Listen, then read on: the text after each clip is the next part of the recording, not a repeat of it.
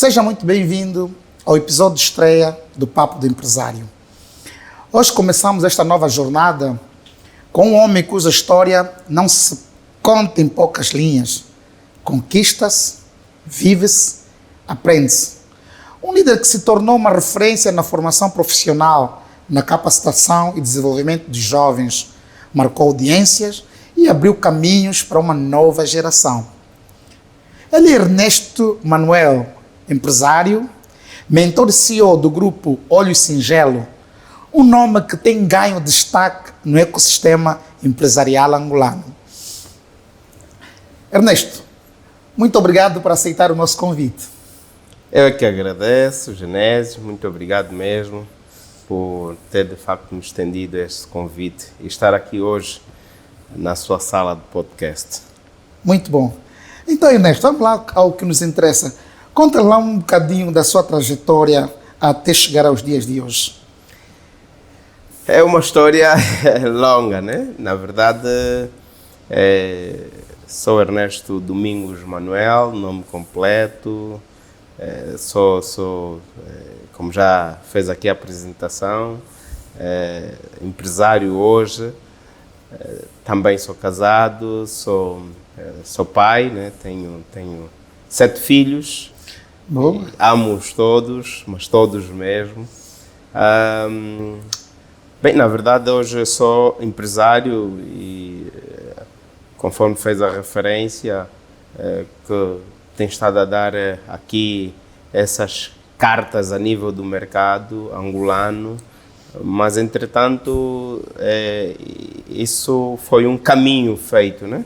Eu comecei desde muito cedo, para lhe dizer. Comecei aí aos meus 10 anos. 10 anos, comecei a empreender. Foi, assim, algo por necessidade, inicialmente, mas também porque essa veia empreendedora nasce dos meus pais. Os meus pais, por exemplo, a minha mãe, quitandeira, empreender. Okay. Meu pai, marceneiro, também foi agricultor, fazendeiro. Então, muito pouco sei, assim, por trabalharem por conta de outrem, mesmo eles por eles mesmos. Então, observando a minha mãe particularmente, que ela tinha muito boas técnicas de venda, começou aí a vender no mercado Roque Santeiro e naquela altura, desde muito pequeno, levava-me ao mercado. Então, eu também às vezes ajudava a mãe a vender e chegou um momento que eu precisava das minhas coisas e às vezes a mãe não tinha como dar.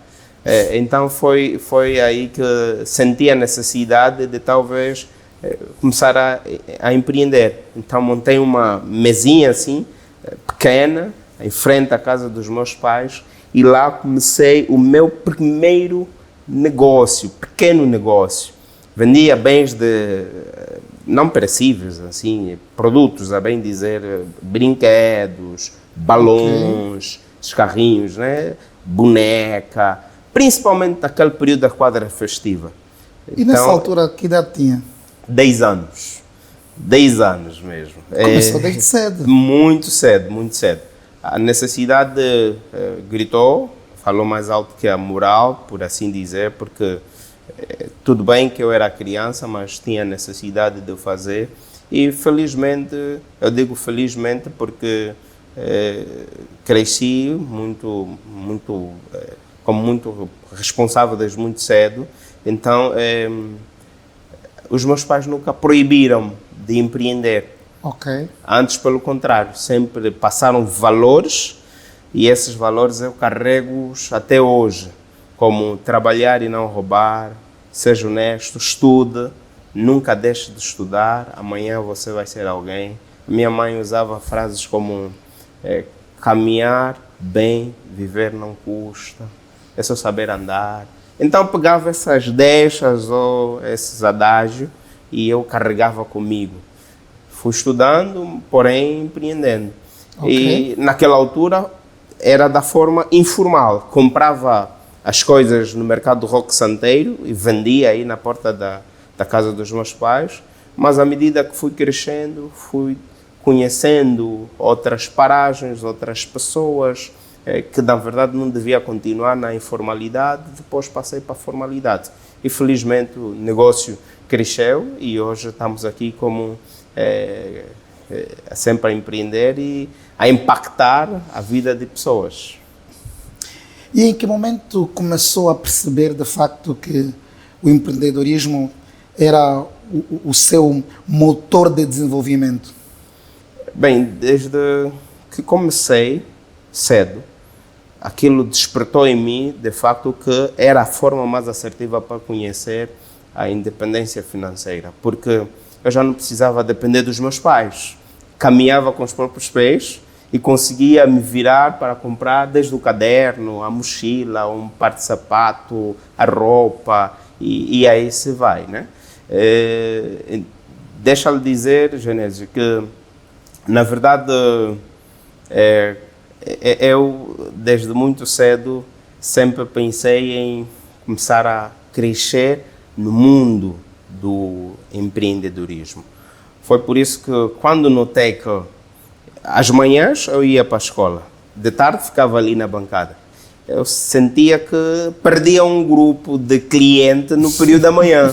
Então tinha necessidade, né, de contratar um elemento para ficar ali no posto de atendimento, ali na bancada, o período da manhã.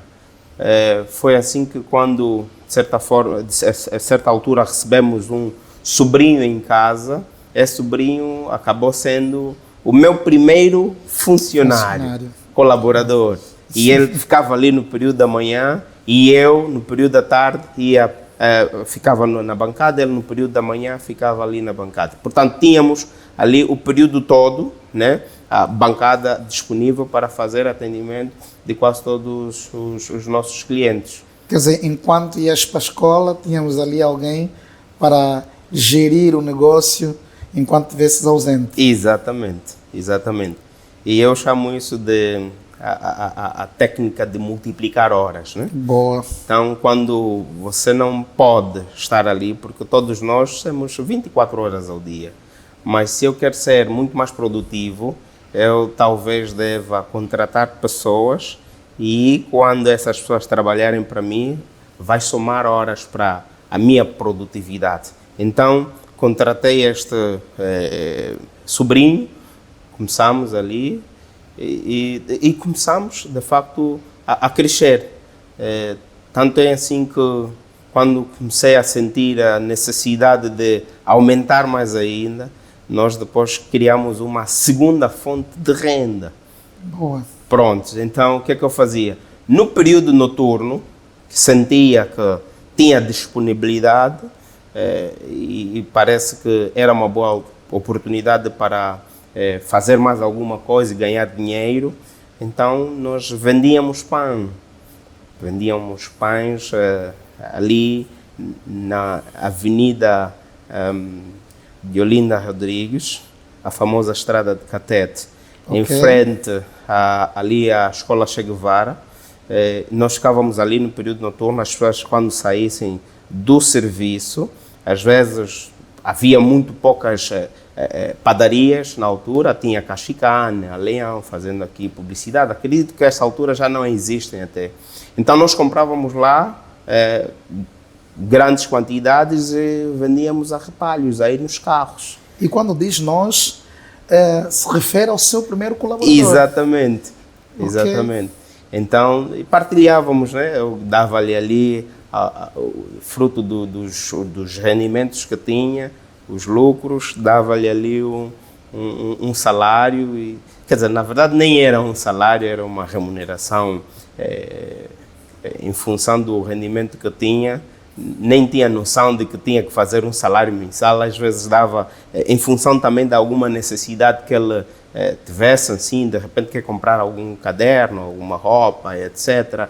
Então nem era assim algo que fixo ou tabelado que todos os meses eu tinha que desembolsar esse valor para este funcionário, para aquele funcionário, não. Era em função da necessidade pontual que ele sentia e aí eu dava para atender aquela necessidade. E esta atividade informal levou quanto tempo? Olha, assim, desde os meus 10 anos até sensivelmente os meus 19, posso assim dizer. Foi mais ou menos esse período ali até os 19, 20 anos. Aí 10 anos, vamos calculadamente falando. Neste período assim, 10 anos. dos 10 aos 19, provavelmente já tinha concluído o ensino médio e ingressou para a faculdade. Certo. Associou essa veia empreendedora à formação acadêmica? Não tinha como não fazer, porque até mesmo a formação acadêmica dava-me a possibilidade de ter o autoemprego. Okay. Eu fiz construção civil no médio e também na faculdade de igual modo. Então, logo no ensino médio, a pessoa ao fazer construção civil, eu aprendi ali técnicas do bom projetar, projetos arquitetônicos. Como já tinha veia empreendedora, agora eu deixei de vender propriamente e passei a vender produtos e passei a vender serviços, exatamente, que eram projetos arquitetônicos. Então, o projeto dava-me um baggage bem melhor e maior, e também já era algo que casava com aquilo que eu estava a aprender e eu precisava praticar justamente o que aprendia. Então, o que é que eu fiz? Estava na frente de muitos colegas meus, né? Na verdade, eu saí publicitando a nível do bairro e não só arredores, que alguém, se precisasse de algum projeto, croquis de localização, plantas baixas, projeto completo, podia contactar-me. E aí, então, eu podia estar ali à altura. Felizmente, consegui alguns clientes, muitos bons clientes, e aquilo, de certa forma, surgiu justamente porque eu já tinha alguma preparação antecipada.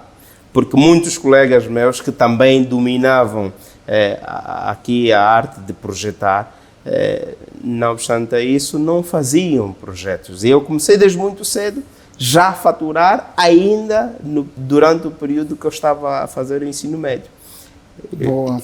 É verdade. Pronto, tivemos aqui a falar da sua trajetória empresarial, podemos assim o chamar, e acadêmica, mas não falamos, ou seja, não colocamos aqui a existência ou a presença da família, a sua família, não os seus parentes, a sua família atual. Como é que se encaixa então nesse percurso? Olha, na verdade, deixa eu dizer, Genésio, eu casei cedo. Ok. Aí com os meus 21 anos. E eu sempre senti a colaboração da minha parceira. E quando saio da informalidade para a formalidade, naquela altura, projetos arquitetônicos, eu fazia projetos que davam assim muito dinheiro e ganhamos muito bons projetos. E um jovem de 21 anos, com muito dinheiro no bolso, já podes imaginar a aventura, né? Queremos ter-se outros mundos, enfim, mas felizmente, por causa da responsabilidade familiar, eu foquei-me, né? Porque sabia que tinha uma esposa, tinha filha e tinha então que dar o meu melhor para passar algum legado a essas pessoas, porque o pai é um provisor, então um provedor, a bem dizer, ele tem que prover o sustento. Então tinha essa responsabilidade, agregado também à responsabilidade empresarial, que como já contei aqui a história. Portanto, a esposa sempre esteve ali. E quando se fala de projetos arquitetônicos, volta e meia você tem que ficar ali diante do computador a projetar a noite inteira. Se não tiveres uma parceira colaboradora que está ali com a finalidade de te dar aquele empurrão, aquela esposa capaz, infelizmente você não tem como, não tem moral, não vai ter aquela força toda. Então ela sempre foi o meu porquê. Porquê que eu faço o que eu faço? Porquê que eu perdia tantas noites? Porquê que eu ficava dedicado ali naquele computador, noite sem contar, justamente para conseguir crescer como pessoa, crescer como profissional. O porquê era a família, né? Então, porque quando surgisse o meu pior, porque eu sempre disse assim, né? Sempre que estiveres diante do teu melhor, prepara-te para o pior. Quer dizer, a vida é feita de altos e baixos, né? Picos e vales. Então, naquele período do vale, a companheira é uma força motriz, ela te dá aquela garra, aquela energia que talvez de outra forma não encontrarias. Mas se de facto encontrares a esposa certa. Então podemos considerar aqui que a esposa foi o teu grande calcanhar de Aquiles, ou seja, foi o teu impulsionador para o sucesso. Também. Sempre esteve ali do lado, sempre deu aquela força, felizmente. Sempre contei como uma parceira mesmo. Falamos de arquitetura, projetos, e como entrou para o mundo financeiro, né, para a banca propriamente dita? Bem, na verdade, hoje eu falo muito sobre serviços de agenciamento bancário. Eu lembro-me que, a certa altura, eu estive no Dubai, assim, a visitar. Depois interessei-me em adquirir um imóvel, fazer investimento lá.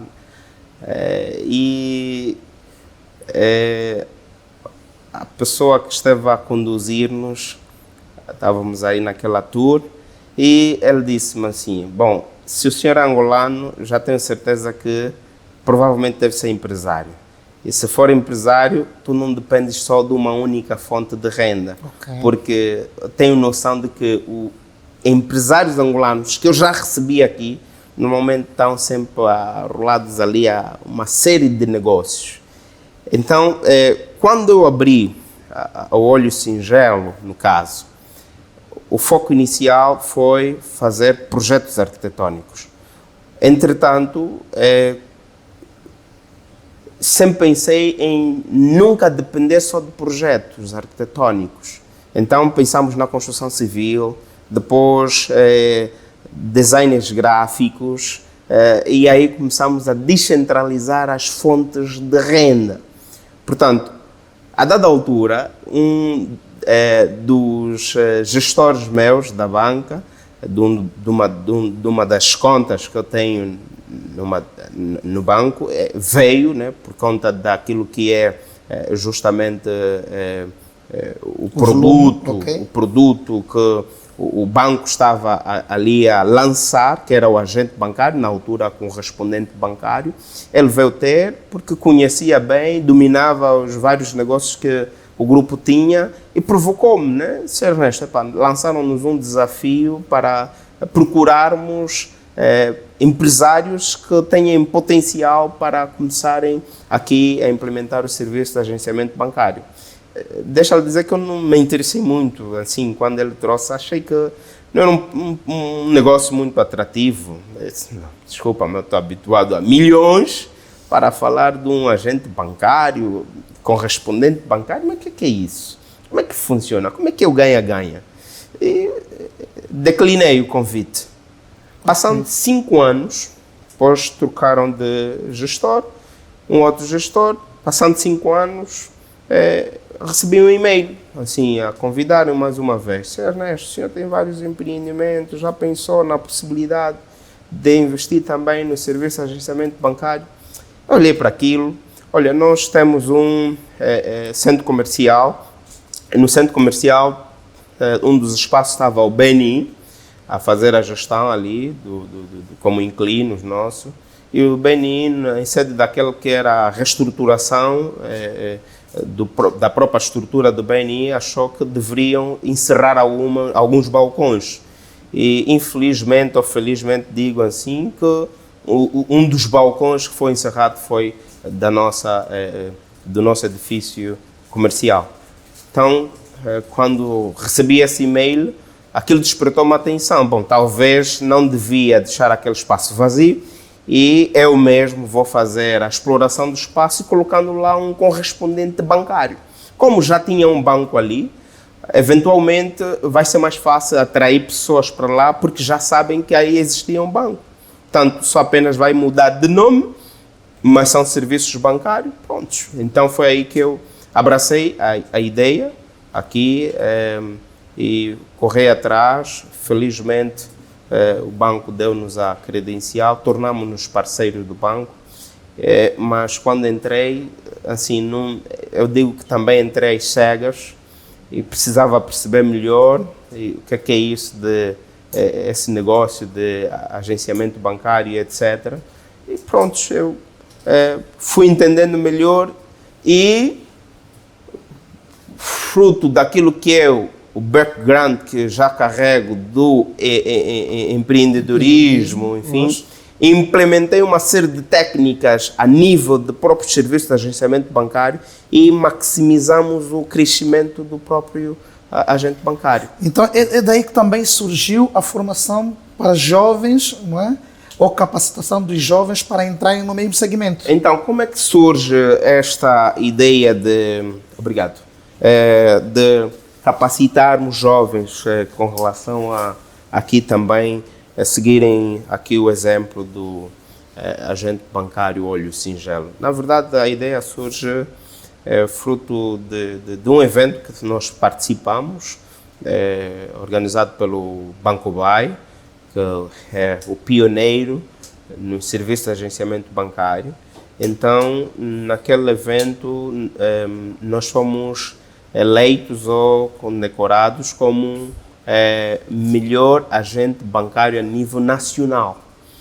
Portanto, ali, a título de apresentação de estatística de como é que as tantas os serviços de agenciamento bancário exibiram ali quanto, na verdade, o banco tinha em termos de números de agente bancário, e um número que saltou-me na vista e despertou-me bastante curiosidade foi o número de agências bancárias, ou seja, de agentes bancários que foram encerrados. Aquilo deixou-me muito preocupados. Olha, eram mais de 50% de agentes bancários que infelizmente viram os seus balcões a serem encerrados. E tentei perceber melhor o que é que de facto estava-se a passar. E por essa razão eu pensei, bem, talvez o meu contributo fosse mais assertivo, apostando na formação e capacitação de vários outros pequenos e médios empreendedores para entrarem no serviço de agenciamento bancário. Foi daí, naquele momento, naquela conferência que tivemos, na verdade não foi uma conferência, foi uma gala de comemoração de 10 anos de existência de serviço de agenciamento bancário. Okay. Então foi daí que surgiu a ideia de nós pegarmos o modelo que nós usávamos a nível da Olho Singelo, que nos fez nos tornarmos os melhores, para pegar esse mesmo modelo e ensinar outros jovens também a aderirem a esse serviço de agenciamento bancário. E como é que tem sido esse percurso? A experiência tem sido boa, temos tido muito bom feedback, temos felizmente, porque quando tu tens assim uma visão e essa visão é comprada por muitos e tu consegues ver ali os frutos, não é? Isso dá uma sensação de satisfação, né? De que de facto você está aí, dever cumprido, estás a fazer o que deve ser feito. E temos tido muito bom feedback, temos já até catalogado os jovens que têm estado a ter bons resultados, que anteriormente não tinham uma faturação assertiva, alguns até mesmo já assim pensando em desistência, não é, do projeto, mas depois de conhecerem a nossa metodologia, que é o mapa do agente bancário, felizmente reacenderam a esperança e depois começaram ali a ter rendimentos assertivos. Conta-nos então, eu conto lá para casa, o que é esse mapa do agenciamento bancário? Na verdade, esse mapa do agente bancário é uma metodologia criada pelo CEO do Grupo Olho Singelo, criado pela Olho Singelo, prontos, onde nós ensinamos o passo a passo para abrir e gerir um agente bancário e faturar não menos de 20 milhões de kwanzas ano. Na verdade, nós ensinamos ali desde como você deve constituir uma empresa, depois selecionar o melhor banco a nível do mercado para você aderir os serviços de agenciamento bancário. Ensinamos o que o agente bancário faz. Depois também ensinamos como que você deve escolher a localização estratégica para montar o seu posto de agenciamento bancário, que é uma daquelas decisões sine qua non, se não mesmo aquela, daquelas que, se você falhar, podes cometer erro de palmatória, que infelizmente vais conhecer ali a falência do seu agente bancário. Ensinamos sobre recrutamento pessoal, capacitação, formação e capacitação, também como fazer o atendimento ao cliente, a fidelização do cliente, técnicas de segurança, compliance, falamos sobre branqueamento de capitais e financiamento ao terrorismo. Quer dizer, na verdade é uma formação que você consegue pegar e, de certa forma, agregar também a outros negócios, né? E no final nós entregamos uma certificação. Na verdade, são coisas que o banco em particular não ensina aos agentes bancários, porque o agente bancário é um pequeno médio negociante ou empreendedor que ele é autônomo, né? Então, por ser autônomo, o banco não tem que vir editar os modos operantes. Nós viemos para ajudar justamente esse pequeno e médio empreendedor a trilhar o melhor caminho no mundo do empreendedorismo, em particular serviços de agenciamento bancários. Boa. Qual é a visão do futuro que tem sobre esse segmento, sobre esse negócio de agenciamento bancário? A nossa ambição, ou vou dizer, nosso propósito é ajudar aqui Angola, os angolanos, na inclusão financeira. Nós estamos muito focados nisso. Gostávamos de deixar aqui uma contribuição expressiva nesse tema, porque nós conseguimos notar que há muita gente que, infelizmente, até hoje, ainda não tem a cultura da bancarização, ou seja, de ter uma conta bancária, fazer depósitos, levantamentos. Agora, com a digitalização da banca, talvez ter o próprio Multicaixa Express para fins de diversos pagamentos, transferências e etc. Então, nós queremos participar de forma ativa na inclusão financeira da Angola. Nós somos mais de 36 milhões de habitantes a nível da Angola e são 21 províncias que nós temos, mais de 300 municípios, e a banca não consegue chegar a todos os municípios. Mas se nós formos nesses municípios todos que existem no país, nós vamos encontrar lá o pequeno comerciante, o médio comerciante. Vamos encontrar lá o pequeno empreendedor. Vamos encontrar uma cantina, vamos encontrar uma loja, vamos encontrar um cyber, vamos encontrar uma farmácia. Esses são potenciais clientes ou pessoas que podem, de facto, se tornar agentes bancários. Então, nós queremos participar o máximo na inclusão financeira para que Angola possa, de facto, dar aquele pulo qualitativo no quesito educação financeira. Boa. E que projeto de expansão a Olho Singelo tem, né, para que pode, de alguma forma, chegar a estes jovens desses municípios e apresentar para eles esses projetos? A pergunta é pertinente, é muito boa. Nós, na verdade, achamos que... Porque a Olho Singelo, Genésio, deixa-lhe dizer que, como nós já falamos, atuamos nas mais variadas áreas. nós temos como um dos carros-chefes da empresa a formação profissional. Portanto, nós hoje somos uma das referências a nível nacional de formação e capacitação profissional. Então, por vias mesmo da formação, é que nós achamos que deveria ser a via mais assertiva para ajudarmos os jovens a conquistarem aqui essa grande oportunidade de se tornarem agentes bancários. Mas para facilitar ainda mais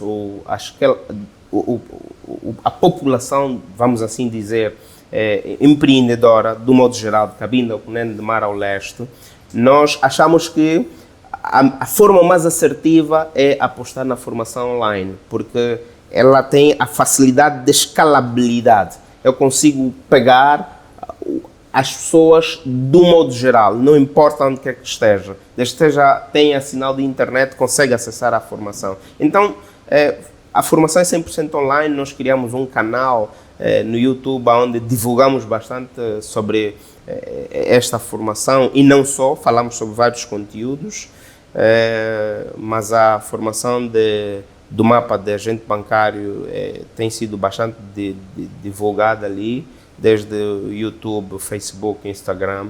Tem uma série de conteúdos relacionados a agente bancário. Essa é a forma que nós encontramos mais fácil de fazer chegar tudo isso aos nossos irmãos angolanos, pequeno e médio empreendedor, para ver se de facto abraçam aqui a causa e ajudemos o maior número possível de angolanos a entrarem aqui para a inclusão financeira.